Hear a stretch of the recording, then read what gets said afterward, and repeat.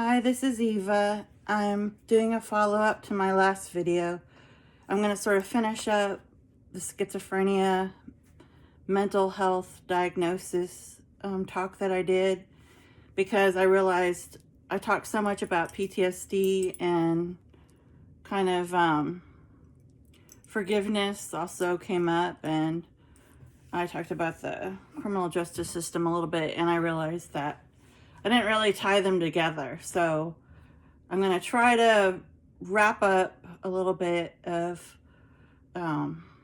what I talked about last time, and then I'm also going to talk more about mental illness tonight. So that's my idea of a fun Friday night, I guess.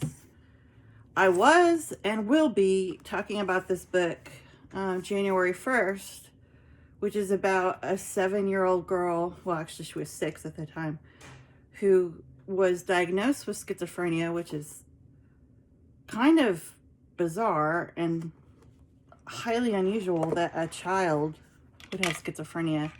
So normally schizophrenia in females is diagnosed later than even males. Males, which have a slightly higher propensity towards schizophrenia, usually are diagnosed probably anywhere from 18 to maybe 24, and honestly for males that's a little late. Females are usually on the higher end, so they're usually diagnosed like mid-20s to early 30s. So gender does have quite a profound effect on this illness. I would say the one reason would be hormones, because female hormones are powerful. Even the female, because she also, has children, goes through menopause, so that plays a big factor. I did bring up the case of my mom, because she was actually diagnosed in my last video, but she was actually diagnosed at age 19 when she went to college. So I guess she's a case that, an outlier, as you would say, not the typical pattern of the disease. And I also forgot to discuss Prodromal. I think it's called Prodromal. Basically, which I didn't even find out till I went back for my master's and had to take some psychology classes. But Prodromal period this is crazy, I didn't even know this, and I had been through all this stuff with my family, but it's basically like the pre-stage before the actual schizophrenia kicks in. With follows a positive and negative effects. So your positive effects, they're not very positive, would be, they call them that because they're like the most obvious determinant for diagnosis. Okay, so your positive, they're more like saying, not positive, but they're more like saying for sure signs and symptoms that this is a diagnosis of schizophrenia. So these are positive, they basically mean like confirmed, okay? And negative would be things like flat affect, which would mean like I'm talking to you in kind of an animated way, right? And I'm using my hands because I'm Italian American, and being sort of like making gestures, and I'm sure my eyes are like, making eye contact with whoever's on the other side of this screen. Flat affect would be pretty much the opposite of what I'm doing. Flat affect would mean kind of exactly what it says, where you would be like almost like you'd be awake, but you wouldn't show any emotions. And they always kind of talk about this with sociopaths, is that they tend to have almost like a disassociated state where it's like they're not, like, if they're happy, they're sad, they're angry, you can't tell. It's like they could be feeling all those things, but you wouldn't have any idea because they're not reflecting it in their body language or their movements or the way when they talk, the tone of their voice. So everything's very like, I can't even do it. Like, I've probably never had a flat affect in my entire life, but you would just be very blank slate, as you would call it. Almost like, like, I'm a terrible morning person. Like, when I first wake up, that's the closest I will ever get to a flat affect. I'm just kind of like not even awake, until I have coffee. Like, I'm just, dead to the world. Like, I'm awake, but I'm not acting awake yet. That's kind of like flat affect. Other negative symptoms might be a lot of physical gestures, perhaps, that people normally would make that they wouldn't be making. They have different habits that are off. I know schizophrenics, definitely in my mother's case, are often smoke more, for oral fixation, but not as interested in perhaps like the pleasure of eating and drinking, stuff like that. Like a lot of things that kind of make you human. It's like they don't, it's almost like those things are erased. Really terrible ability to keep eye contact or keep in the present tense. Positive symptoms are just your basic rudimentary symptoms like delusions, something that many of us are familiar with, possibly more because like when people are on drugs, they have delusions, right? Delusions of grandeur is kind of like the schizophrenics, like, main delusion. But people who are bipolar often have these presentations during when they're on the high of the bipolar spectrum. So those would be like almost like you have this idea that you can do anything.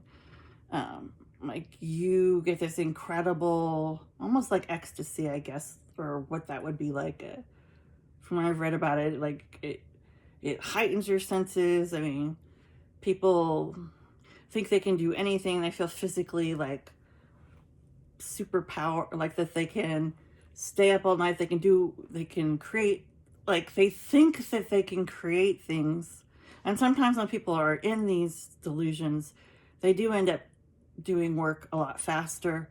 And people have always said like, oh, artists or musicians or, they get their best inspiration when they're like, on something that's heightening their senses, or if they have a mental illness, when it's, in this kind of stage.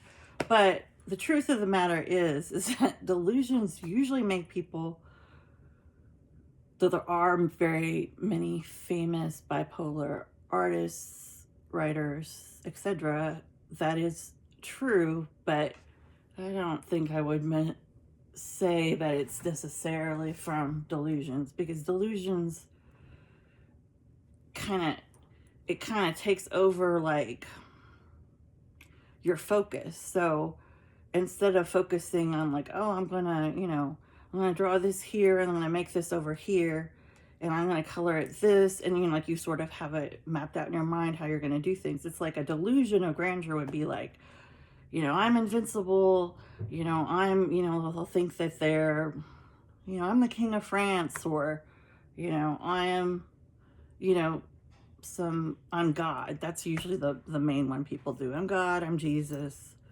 I'm somebody who's powerful, and I'm going to do something that's going to be renowned. And so they might have these ideas that they had become famous, that they were a celebrity, that they were a sports star. I mean, they believe that they're beyond themselves. They're beyond being a human being. Like that, almost like that they have superpowers.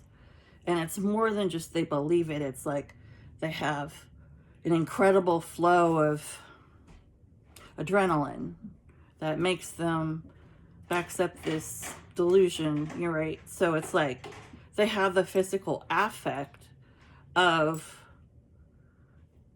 the idea. So it's like you have the physical manifestation, and you have this solitary, almost like obsessive. I almost kind of think of it as a delusion of grandeur would be like a stalker, right? Who's obsessed with one person, right? And that's kind of like a delusion of grandeur. It's like you are only focused on this one thing.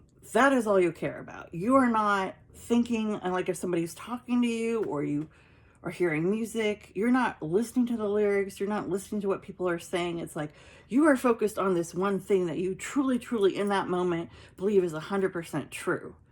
And nothing can deter you. That's the problem with delusions. And people who are very high on drugs, this can present exactly like a mental illness. So that's a lot of times why when people have either mental illness, or they're on drugs and they go to like an ER, right? Or usually somebody forces them, like the police force them, or a family member forces them to be evaluated, that they immediately do like a drug scan on them.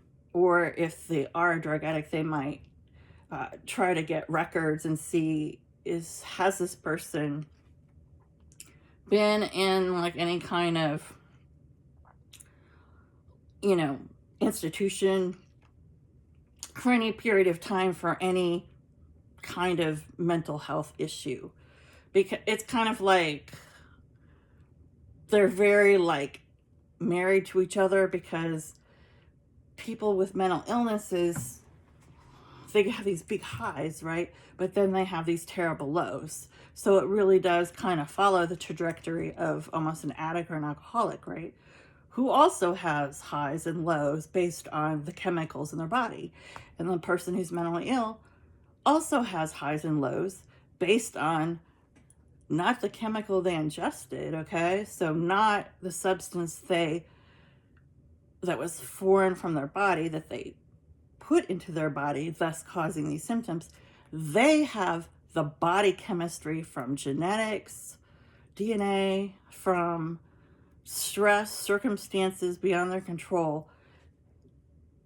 They have a chemical, like their body chemistry is making the chemicals. So you see the difference. So it's like one is from the external world, right? A substance that you are putting into you that's causing you to have this delusion, right? And this other one is like, you don't need to have a substance because you naturally feel that way. There's nothing you can do to stop it. But here's where it gets tricky, is people who have it organically from a mental illness oftentimes will feel terrible, right? Because they might feel great for a minute, but then they crash and they feel like the highest they were, now they're at the lowest. So in order to offset those feelings, or to like, they think in their minds to stay on that sort of positive high, they do drugs or alcohol to maintain that feeling, or to take the edge off whatever their body's making them feel against their will. But the thing is, it starts as something that's against their will. Like when it initially happens, that's why the prodromal thing I talked about, I might be pronouncing that wrong, but that's pretty much what it's a pre-stage to the disease. So the person would be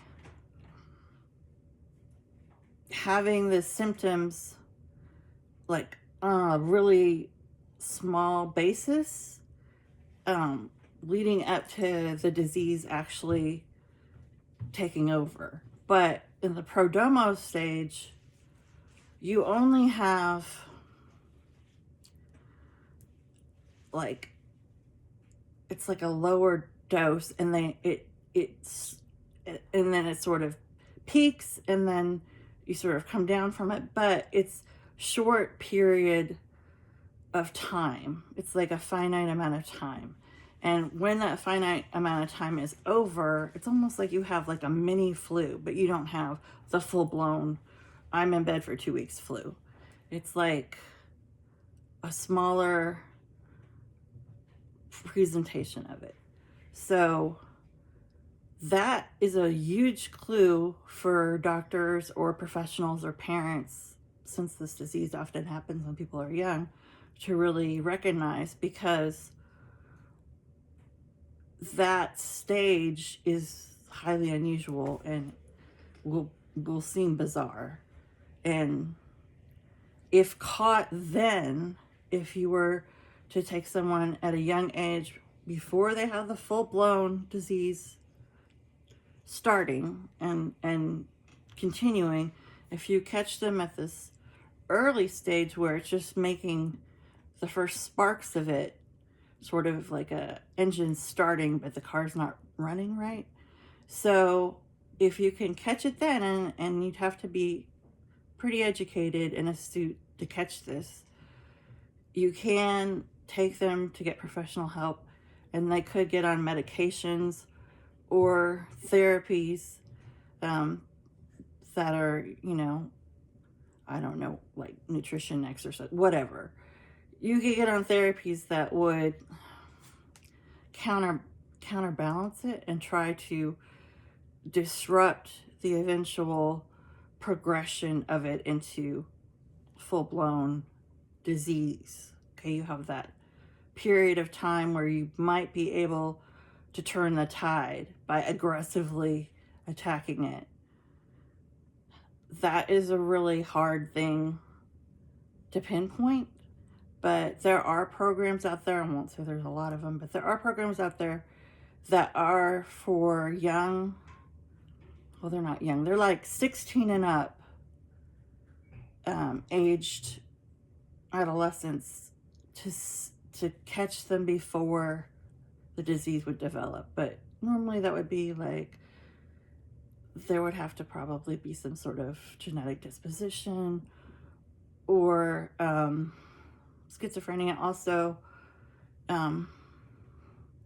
Schizophrenia for certain, unlike some of the other mental diseases, oftentimes is dormant in the body as in the genes, and then some kind of, it is brought on by stress of a particular triggering event, a high stress event that then causes the disease to come out of its dormant state and then fully enact. Okay, so that is something that you could also catch, because you would, like perhaps this adolescent had been, in some, car accident or something, and like their friends, a couple of their friends had passed away or been injured and they weren't. And then, within that year, they have this sort of prodromal presentation, and maybe there was a family history, like that might be a real indication, because you have a triggering event, highly stressful event, and then you have the predisposition.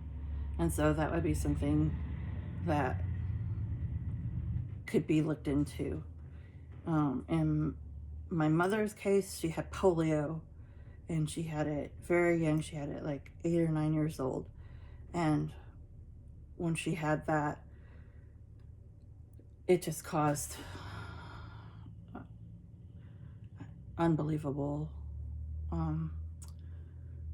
physical and mental stress, because she had it so young. So her right arm basically stopped growing. So, like, you know, she was under 10 years old. So it was not the same length as the other arm because it was stunted.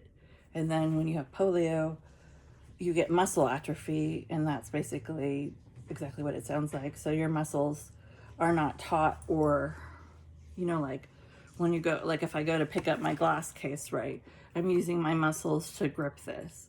But if my muscles were atrophied, they would be limp, like withered, like they wouldn't have grown or wrapped around the tendons like they're supposed to, and had any kind of, like, my arm would be like my mom's arm was like this. She would hold it like this. But basically it's because it was paralyzed. Okay, and it was like half the size of a normal arm. Right? Because it didn't have, like, it was never doing anything. It was never working.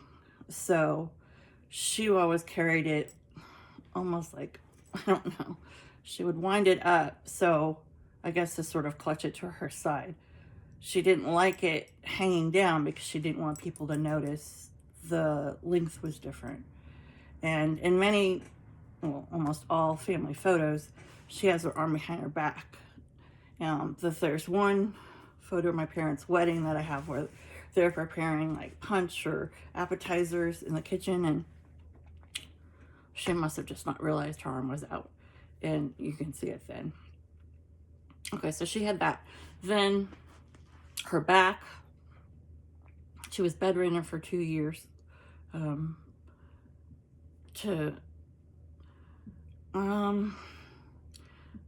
because of the polio, because at first she had her brother couldn't get out of bed, like his legs were messed up permanently from the polio, and it was her. She had a different situation, but I guess because he was like 15 and she was like half his age, so from being in the bed that long, she just didn't, I guess her back didn't form right, or her spine was not the strength it should be, or I don't know if that was just from the disease itself or from being bedridden that long. So she had to wear like a metal rod back brace. It wasn't like the ones they have now where you can tell someone has something, but it's not ugly and really obvious. And hers was, because it was like the 50s. So she had like metal rod, and then it would like come and it would click right here. So this is like a metal piece, and then it would, you could obviously tell it went through a metal rod straight down her back. So she had to wear that all through high school, basically the whole time she was her body was growing, so that when she was finished growing, her spine would be straight. So of course I'm sure she got bullied. I don't know the extent of it, but I do know that she had a job on campus, and we actually bizarrely went to the same high school because I ended up living in the same town that I came back to my hometown. Don't ask me why. But anyway, she had to deal with that. So, and then there was also an attempted rape / kidnapping by like a man who was kind of mentally deranged in our neighborhood, like on her walk from school when she was like around 16. So you have all of those events. So she was kind of like prime target with the recessive gene for this to happen. Now, did we know she had the recessive gene? No, nobody knew that. Her parents, my grandparents, had no mental illness. Her brothers had none. So there would be like really no inclination. And back then, people didn't really talk about mental health like they do now. So I probably wouldn't have been talked about in family histories or whatever. So I'm assuming she had some sort of genetic or biological, psychological disposition from possibly, you know, a great-great-grandparent or like somebody even further down. It oftentimes skips generations. So I don't know where she got it from, but she might not have even had that. I don't know. But usually that's the case. And so it'll be this giant stressor, and then, like I said, it'll then fully come out. And I think there was a few other things I left out of the last video. Let's see. I'll talk about them probably in a subsequent one instead of dragging it into this one. But there were a couple other incidents that were pretty serious that I didn't mention. There was a fire. I'll talk about that next time. Okay, so let's go to the books before I get off topic. I've not been myself lately. I had a sprained ankle for, I don't know, the last 2.5 months, and I'm somebody who like swims laps and goes walking like pretty much every day, like at least 2 or 3 miles. So was not feeling being laid up, and honestly didn't handle it that well. I definitely not in a good mood lately. So it's finally healed, and I'm got to swim laps the other day, and it was like I finally felt like myself. But I haven't been on it with these videos because I was not feeling great about it, and definitely felt completely different as a person, not exercising every day. Actually really hated it, and I never want to go through that again. And I definitely gained a few pounds, which doesn't make me feel like getting on camera very much, but that's all going to be gone because now I can go back to doing everything I used to do, and everything will be fine, and I'll just magically go back to the way it was. Okay, so I was really excited about talking about this case about the child who had schizophrenia, but I did a little research before I got on here, and guess what? Turns out that she did not have schizophrenia, apparently, which actually ties into what I was saying before, like, what is this? Like, schizophrenia never happens this early. So it turns out that's correct. It does not happen this early. Her mother had, and I'm going to say this wrong, pronounce it wrong, Munchausen by proxy. And I know that there's been recently a documentary and a big news story and a lot of press about this mother who had her daughter in like a wheelchair and had her doing all these medical protocols, and then it turned out that she didn't have whatever disease she, you know, the mom had the disease. The mom had the disease where the parent makes the kid sick to get attention and sympathy, and oftentimes raises a bunch of money by going on these campaigns to quote unquote help their child. So I forgot the name of this famous girl, but she's like all over the place. I'm sure people know what I'm talking about. That's what this lady's had, the mother. And so turns out she was giving poor Janie insane amounts of medications and causing her to have hallucinations and delusions, just like what we were talking about. And basically made her child have the symptoms like that somebody with schizophrenia would have, so that doctors would believe it. And for some unknown reason, I've like literally never heard of this happening, the mother was allowed to do the medications herself. I don't understand like what that's about.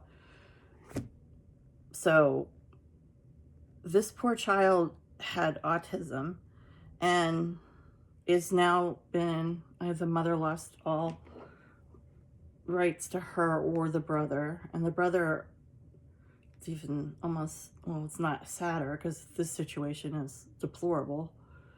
But Bodhi, her brother, he was born with severe autism and intermittent explosive disorder, which usually starts in the pre-adolescent years, and then it turns into conduct disorder, not disease, as they get older, which usually can mimic like antisocial personality type behaviors. And I mean, I know when I did jail library that a lot of people had those diagnoses. It's like really, really common conduct disorder, which basically, and it starts out with these explosive behaviors where it's like they can't control their temper, almost like they have anger or aggression just out of nowhere, like fits and stuff. So that's what the brother has, and that's for real. That's not like something that was made up. But here's the thing. This girl was on Oprah, and it was a huge big deal. It was a big Oprah show, and like then the mom went on Dr. Phil with her, and the father wrote this book, this memoir here, all about her schizophrenia that she actually didn't have. And then when the brother starts showing these like episodes that later were diagnosed as what I told you, turns out that I actually remember this from the Oprah, not the original show, but they had a like Oprah follow-up like years later, and the mom was discussing the brother, and she kept saying, oh, well, I believe he's schizophrenic too. Well, she was trying to set the stage and giving him medications, and that's why he was taken away and put in foster care. So it's honestly, it's really sad because this girl, I mean, she's 22 now, I think, and it's like there's all this footage of her as a young kid being diagnosed on national TV as having, you know, this rare case of schizophrenia for a child, which is, you know, like unheard of. So I'm glad I found out that information before I came on here and talked about her as a schizophrenic, because that is not correct. Though she did have all these imaginary friends that were like delusionary characters, and then the book but I guess that was from the medication. But the other book I was going to talk about is A Beautiful Mind, which had Russell Crowe. I think he won the Oscar for it, and it has that beautiful woman. What's her name? Jennifer Connelly, and she played his wife. And it's in the 50s, and he plays a famous mathematician, John Nash, who later on wins the Nobel Prize. But he actually did, I don't think he won it for mathematics. He might have won it for theory of mathematics or economics, something like that. But it was something about game theory. I don't have the expertise to understand what he won it for, but he was, when this movie talked about him, a professor of math at Princeton University. And then it went through just this whole thing about his mental illness and how his wife was really covering it up, and then how he lost his ability to teach because his delusions were so bad. And the thing about that movie is it didn't really stay true to form about, like, some parts of it were accurate, like they used to give electromagnetic therapy, the kind where they, like, you know, they put those things on you, those little tabs that look like you're getting like your heart checked, but then they like send electric currents through you instead. And electromagnetic therapy, I'm missing some word there, there's a third word, but that was like the common way to treat mental illness. And in fact, my mom went through several of those treatments that did absolutely nothing positive for her whatsoever. But Carrie Fisher from Star Wars, who played Princess Leia, she did it and it really worked for her, she claimed. But I think that's the only person I've ever heard who had like this amazing positive experience with it. But he doesn't go through that. He goes through some kind of strange similar thing where they like fill him with insulin. I don't even understand what they did. Something with insulin, and he gets bombarded with insulin, and somehow that counteracts his schizophrenic symptoms. Sounds crazy to me. But back then, the 50s was renowned for like a lot of mental illness treatments that were later, you know, decided were completely wrong and were not the right choice. But in the 50s, everybody thought it was definitely the way to go. Now there's, you know, I talked about Haldol last time. There's definitely antipsychotic drugs. There's, I'm not going to even try to pronounce them, but there's, like, for bipolar, there's lithium that used to be very famous for bipolar. I'm going to make a separate video and just talk about bipolar, because there's two types of bipolar, and honestly, there's like way more people, like famous people who have bipolar than schizophrenia. And I think that might be because schizophrenia just, it really takes, I mean, I talked about it in my last video with my mom. It's like, you would literally have to like shake her shoulders or like get in front of her and almost be like talking in almost like an animated loud voice, like not going away, like I'm making you acknowledge me kind of thing, to get her to stop interacting with the voices, because she was like happy. Like when she was, I mean, she definitely had episodes where she was violent and angry, but honestly, those were more when people would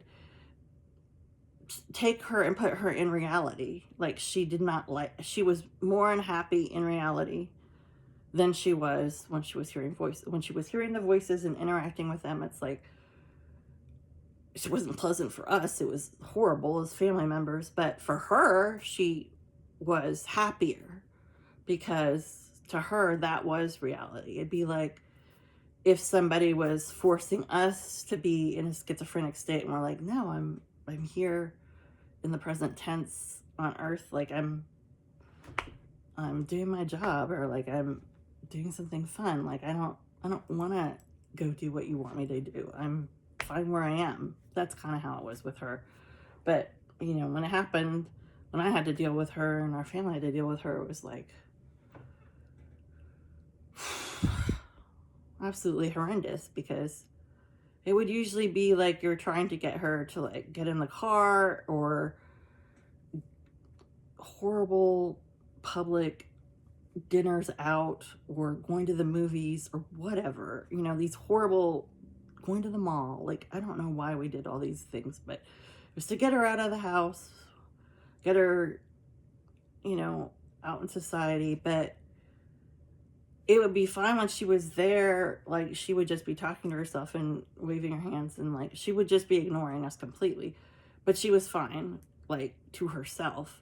But the problem would be when you would try to then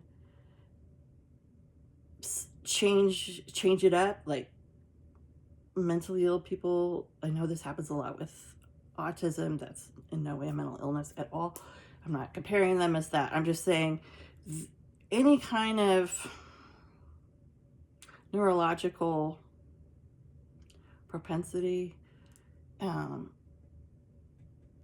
if it's very like indicative of your daily life, like trying to transition to something else it's horrible. It's like the worst. Like if you try taking someone, I brought up autism, I'll finish that example even though I probably shouldn't have brought it up along with mental illness because it has absolutely nothing to do with it, except they have a hard time transitioning as well. So oftentimes somebody would be like, have pretty serious autism. If you try to, if you take them, like, let's say you take them to the grocery store, they love doing the same thing exactly the same way every day. So I love knowing what's going to happen and having these sort of set things. Then when you, like if you go to the grocery store, they always get samples and that makes them happy. Let's say you take them to the grocery store, your parent, and for some reason the sample lady's out. She's out. She's got the flu or something, right? There's no samples, okay? And this kid is not going to handle it well when you tell them their usual part of their routine is not happening. It's like you're trying to transition them from what they expect, and they're not going to handle that well.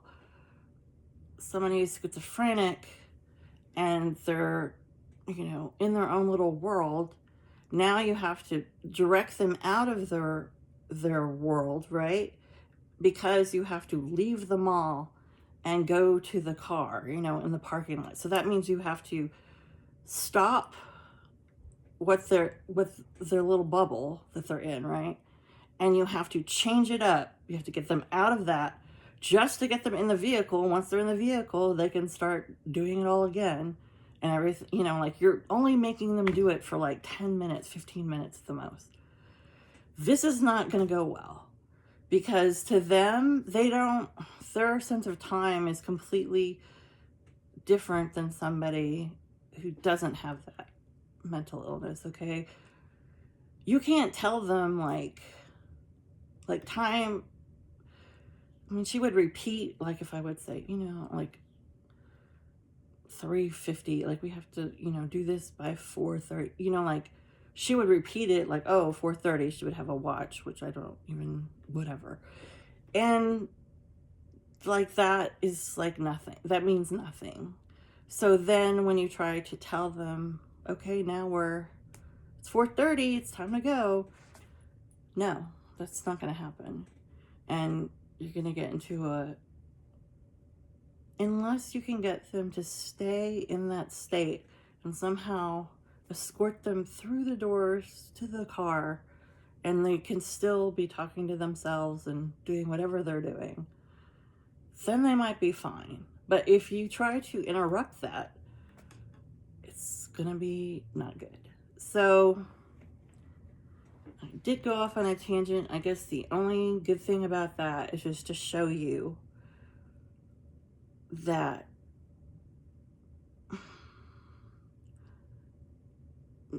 neurological diseases are very like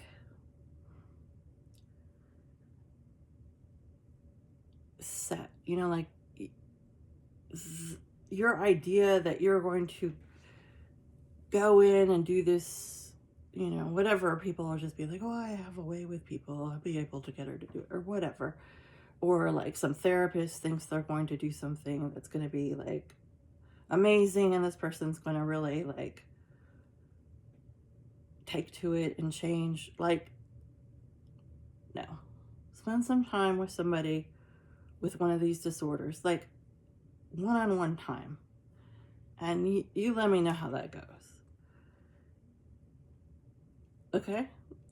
Like, that's why I just have to laugh at like some of the stuff I hear on TV or whatever about, like, I just think people are really not respecting the fact that we're different, like, people are different, and you kind of have to meet people where they are. And it's not like I'm this way and it would be better for me if you were like this.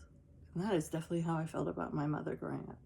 I was like, this is, like, I do the whole time. I was like, this is like traumatizing me. Like, I am like never gonna be the same. Like, this is the demise of my own mental health, right? Because I can't handle this. But it's like, she was never going to be better so that I, just because she was my parent, so that I had a better experience. Like, that was just never going to happen, like, ever. And I almost think it's like our inability to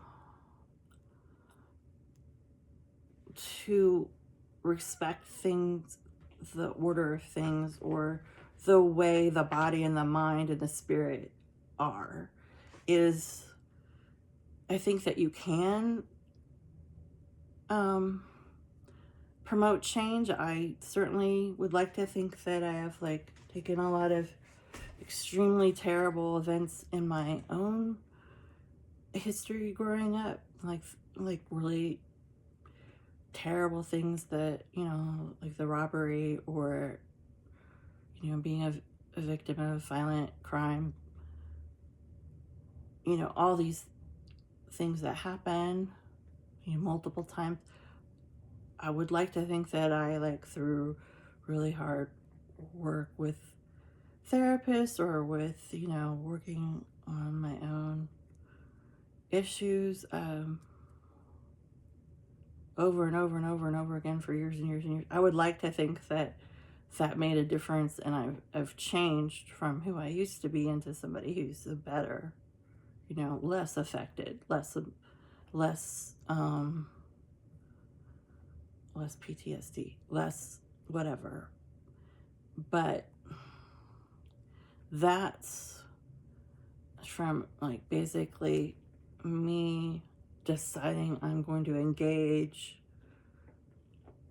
in an activity that's going to change. I am agreeing to the change. I'm agreeing to change from who I was then, which was somebody who absolutely was emotionally damaged and completely acted out over, being a part of my mom's life, like, because of her mental illness, to somebody, like, I think who's, like, a pretty good citizen and, functioning member of society. And, like, I like to think I treat people well, and I don't take out the things that happen to me on other people. Like, I'm aware, like, I went through something to become somebody who wouldn't do that. That's something I actively decided to do. But that's because I, as a sovereign being, like, agreed to do that. So I think the problem kind of with, like, being a caretaker, or being somebody who deals with somebody who has a serious neurological disease or disorder, is they're not really in a place where they can agree to anything. Like, they're not agreeing with you that, yes, they would like to be on medication, and yes, they think it's a good idea for them to go to a therapist, go to a dentist. My mother didn't go to a dentist for, like, I don't know, 30 years. I mean, her teeth were, like, rotting. She wouldn't do it. Like, she was, like, that was never gonna occur.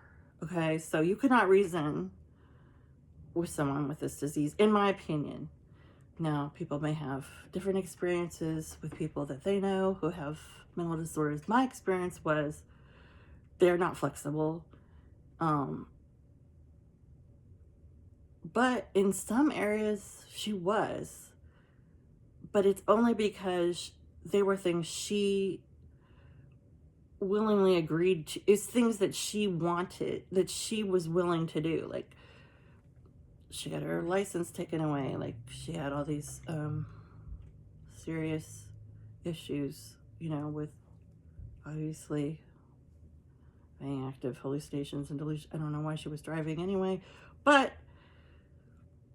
I guess it was the 70s. And she didn't really get mad about it when she lost her ability to drive. She just started walking everywhere and taking the bus. And it's like, she loved to like walk and walk and walk and walk for, I don't even know how many miles that woman walked. I mean, insane. Like 10 miles. I don't know. Like insane amounts, because it, like, I guess it helped her mental illness to be exercising. I've heard that exercise also does something for, well,